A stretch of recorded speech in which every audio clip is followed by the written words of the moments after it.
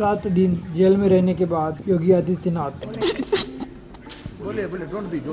योगी जी को उनके भड़काऊ भाषण की वजह से जेल में डाल दिया जाता है। स्पष्ट चेतावनी भी देना चाहेंगे कि अगर एक हिंदू का खून बहेगा, कम से कम 10 ऐसे लोगों की हत्या अवश्य करवाएंगे जो लोग किसी और उसके बाद यही नहीं, आज भी वो ऐसे खुलेआम बोलते हैं।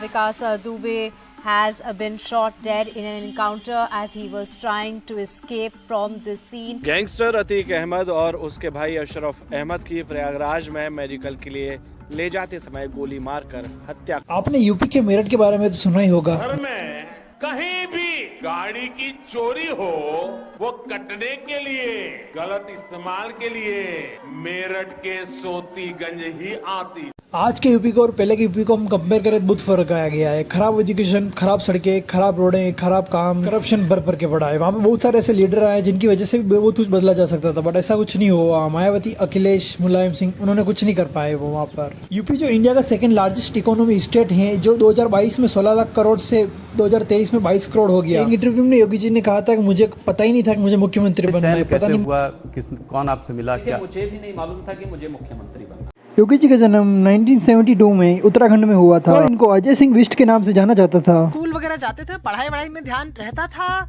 या पहले से ही थोड़े अलग से थे? नहीं, पढ़ाई में सबसे कोटाधार में अपना इलेक्शन लड़ते हैं और वही एक ऐसा इलेक्शन था जिसमें वो हार जाते हैं एबीवीपी से ऊपर। उसके बाद वो कभी नहीं हारे अपनी ज़िंदगी में।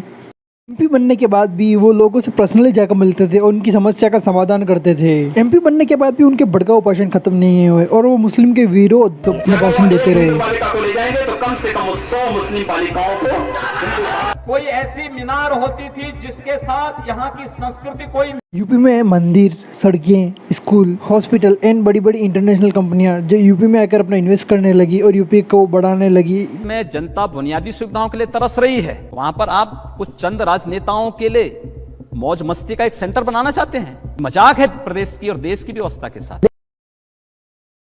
सीएम बनने के बाद योगी जी को 2 मर्सिडीज कार का ऑफर मिला था, बट उन्होंने कहा था कि जो पिछले सीएम पद की जो गाड़ियां थी वो खराब नहीं हुई है, हम उन्हीं को यूज करेंगे। योगी जी ने वहां पर डॉन माफिया को भी खत्म कर दिया और खुलेआम उनको धमकी दी, अगर हिम्मत है तो हमसे आके भिड़ो, यानी कि खुले में अगर लड़ो हमसे।